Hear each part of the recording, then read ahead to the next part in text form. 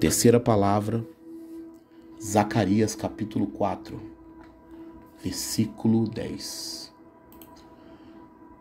Essa palavra é muito interessante e fala muito sobre a nossa relação com os antepassados. Diz assim: pois quem despreza o dia dos humildes começos, esse alegrar-se-á, vendo o prumo na mão de Zorobabel. Aqueles 7 olhos são os olhos do Senhor que percorrem toda a terra. Talvez uma palavra sobre esse texto seria necessária muito mais tempo, porque esse texto envolve uma profecia tão profunda. Zacarias foi um profeta especial com quem Deus falava através de visões. E você tem grupos de visões no livro de Zacarias, um primeiro grupo e um segundo grupo, e esse grupo de visões que Zacarias tem falam muito a respeito do que Deus faria naquele momento da sua vida, mas também no futuro. Assim como Isaías e talvez Zacarias é um grande profeta que vai falar sobre a vinda de Jesus, sobre o tempo em que Jesus nasceria e cresceria e faria a sua missão. Zacarias é esse homem especial que está profetizando num momento muito delicado do povo. O momento em que Zacarias está profetizando é o momento em que o povo tinha sido levado. Imagine que os antepassados tinham sido levados para o cativeiro babilônico. A Babilônia era uma grande potência naquele tempo.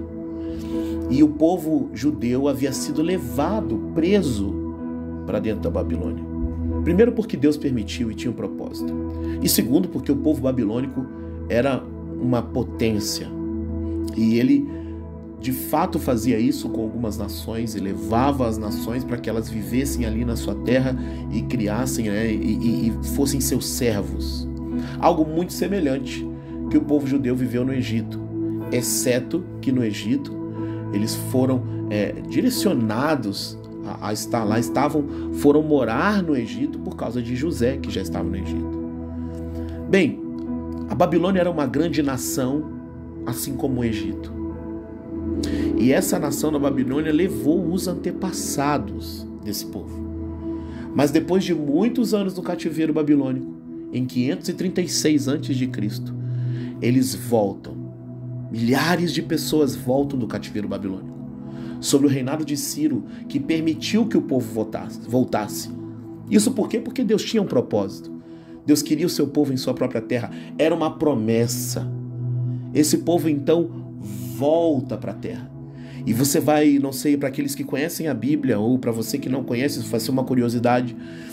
Isso é o mesmo texto, de um mesmo período relacionado ao período de Neemias, de Esdras. Podemos até correlacionar um pouco com o período de algumas profecias de Daniel e, por que não, falar de Esther. Nós estamos falando deste período onde o povo está saindo do cativeiro e voltando para sua terra. Imagine a sensação. Você ter vivido preso por tantos anos, pessoas que nasceram no cativeiro. Você ouvir a história dos seus antepassados que estavam presos àquele estilo de vida, que viviam naquele cativeiro, que viviam naquela realidade que Deus não planejou para eles. Deus não planejou uma vida no cativeiro, e aqui nós já entramos na revelação da palavra. O cruzamento histórico do povo de Israel se cruza com a realidade espiritual da nossa vida. Deus não planejou o cativeiro para o povo de Israel. Deus não planejou aquele sistema prisional. Deus não queria que eles fossem presos. Deus não queria que eles fossem levados, que fossem tirados violentamente do lugar onde eles estavam para um lugar e para um estilo de vida subjugado ao poder de um império. O apóstolo Paulo fala no livro de Colossenses que ele nos libertou do império das trevas, se não me engano, Colossenses capítulo 2, e nos transportou para o reino do Filho do seu amor. Podemos então correlacionar que, tal como o povo de Israel foi levado cativeiro para a Babilônia e sujeito a esse império, sujeito à sua estrutura, tendo que se alimentar do que eles tinham, tendo que viver dentro do seu terreno, tal como eles foram levados como escravos, em correntes, amarrados, todo um povo, toda uma geração, sua cidade destruída. Não é assim que acontece em muitas vidas, em muitas famílias, em muitas histórias de antepassados, vivendo sobre um regime de império das trevas, cativos, presos, acorrentados a uma realidade de vida que Deus não planejou. Porque Deus não planejou o mal, Deus não intencionou o mal. Quando Deus criou o céu e a terra, Deus viu que tudo era bom. Se você ler Gênesis capítulo 1, Deus vai criando e dizendo, era muito bom. O que Deus planejou para a sua vida, para a minha vida, é algo bom, é algo grandioso. Nunca foi uma vida de cativeiro, nunca foi uma vida de prisão, nunca foi uma vida de estar preso a realidades que nos machucam. Deus nunca planejou isso na vida dos nossos antepassados, da nossa família, da nossa história. Não foi o que Deus planejou. Deus não planejou isso. A vida que Deus planejou para nós sempre foi boa. Mas o que é que nos leva para o cativeiro? O que é que nos faz presos, aprisionados às realidades do mal, das trevas? É o pecado. O pecado que existe nesse mundo. O pecado que rodeia a nossa vida o tempo todo. O pecado que está o tempo todo tentando nos fazer distanciar, esfriar, parar. É o pecado que atrapalha as nossas relações conjugais, nosso casamento. É o pecado, é o orgulho, é o egoísmo. São sentimentos de posse, são sentimentos, esses sentimentos que Deus não planejou. Deus planejou uma relação de amor, de fidelidade, de carinho, de cumplicidade. Mas nós, que por sermos humanos, sujeitos ao pecado, permitimos com que a gente se aprisione em cadeias de egoísmo, de orgulho, de inveja, de ciúmes. E essa cultura não é a cultura do reino de Deus. Essa é a cultura do império das trevas. Mas há uma libertação, há uma liberação de Deus. Se Deus não planejou, então Deus nos restaurará. Então há uma restauração, há uma libertação. E Jesus disse, se o Filho do Homem, pois, vos libertar, verdadeiramente sereis livres. Jesus disse, conhecereis a verdade, e a verdade vos libertará. Existe uma libertação do império das trevas. Existe uma restauração de uma vida destruída pelo pecado, de uma vida machucada pelo pecado.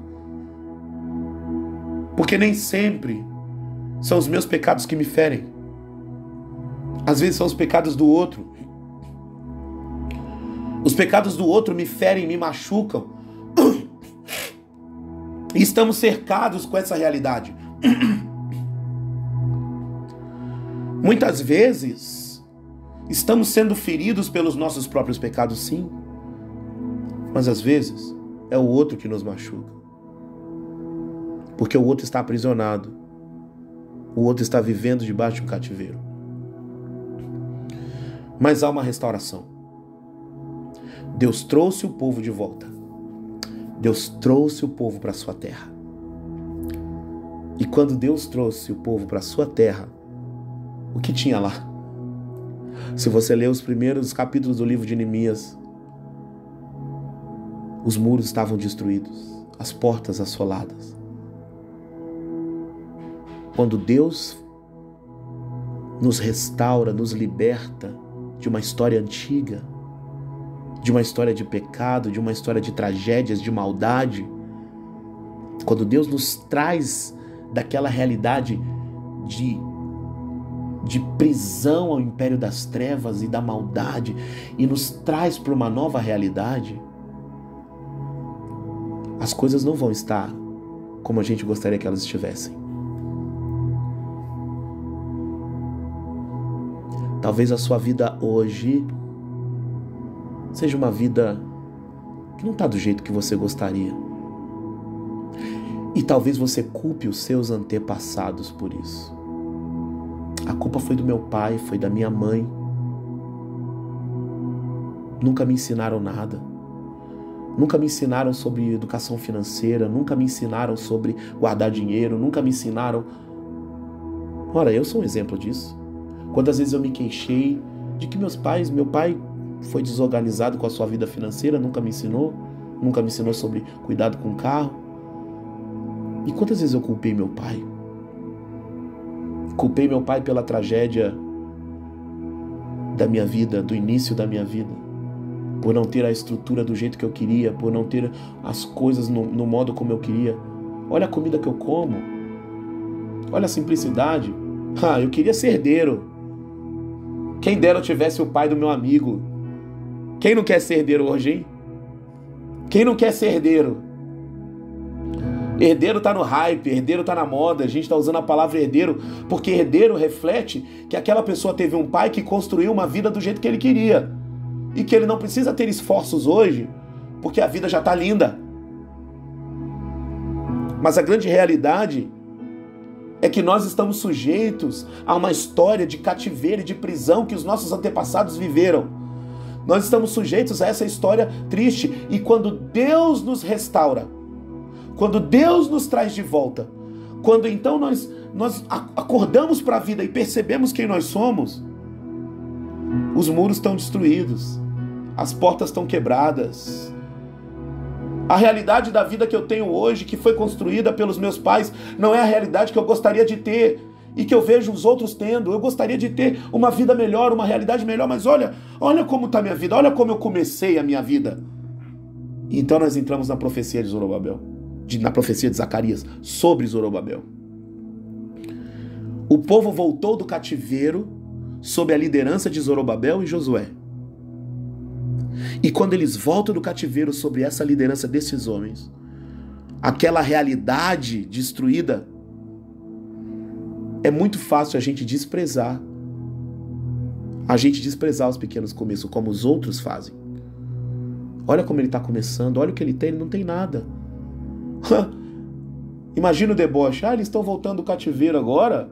Imagine as nações vizinhas, os países vizinhos. Eles estão voltando agora? Mas está tudo destruído.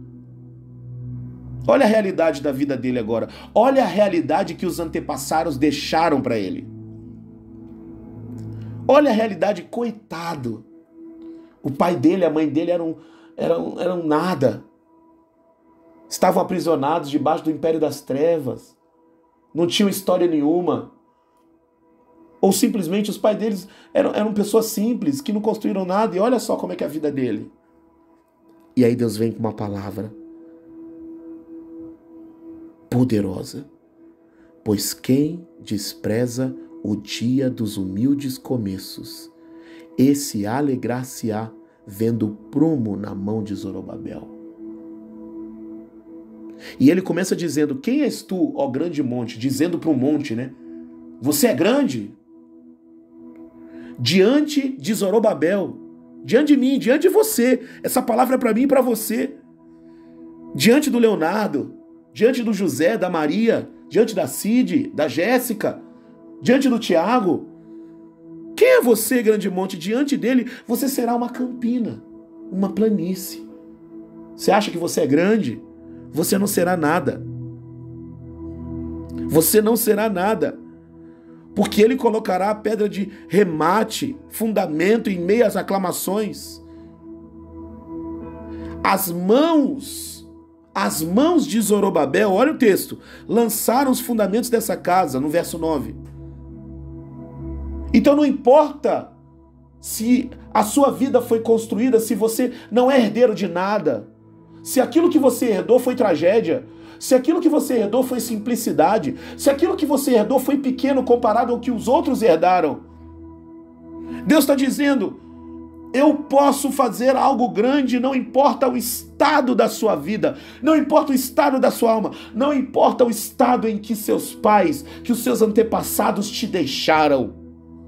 Deus está dizendo para você, não importa como a sua história começou, através da vida dos seus avós, dos seus pais, a sua realidade financeira, econômica, a sua realidade emocional, a sua realidade de vida, a realidade do seu casamento, não importa como a história começou com seus antepassados. Eu ainda vou fazer algo grande, é o que Deus está dizendo através da profecia de Zacarias.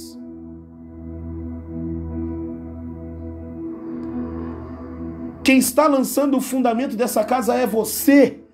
Quem está construindo agora, a história agora é sobre você. É a sua história. É a sua jornada. Não é mais sobre os seus pais. Não é mais sobre os seus antepassados.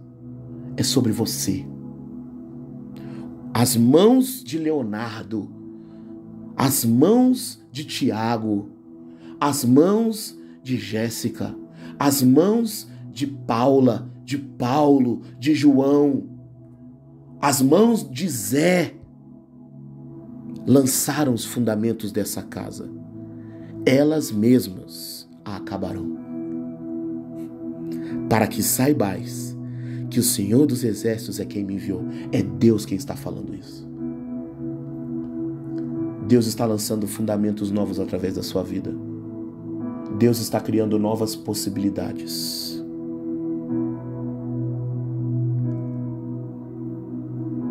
E por que Deus vai fazer isso?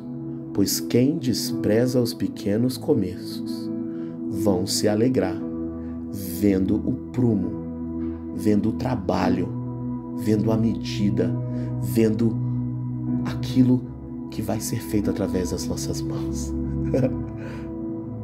Mais do que sobre não desprezar os pequenos começos. Esse texto é: Deus pode fazer algo grande na sua história, a despeito da história que você teve no passado, a despeito do que os seus pais não deixaram para você, a despeito da herança que você recebeu. Talvez uma herança de coisas que você não queria ter, talvez uma herança de dívidas. Deus vai construir uma história a partir da sua. A história recomeçou. É o início de uma nova história.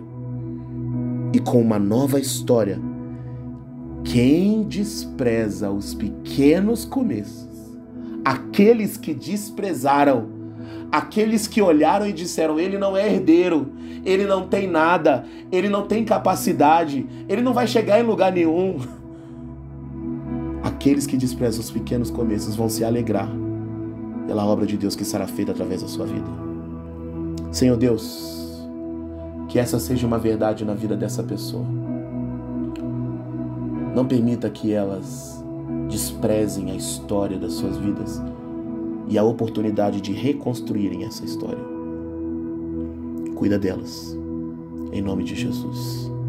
Eu sou Leonardo Felicíssimo, estou aqui na cidade de São José do Rio Preto para ser uma mão estendida para você, para pastorear você, para te ajudar.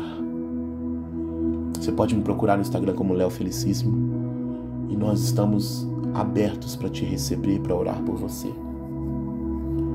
Qual é a sua igreja? Não tem igreja. Deus me disse que mais importante do que uma estrutura nesse momento é ser igreja antes da estrutura. A gente está muito acostumado com a estrutura. E o que a gente precisa é de um cuidado no coração, de um pastoreamento no coração. E conte comigo para isso. Que Deus abençoe você. Que Deus abençoe você. Tenha um ótimo dia.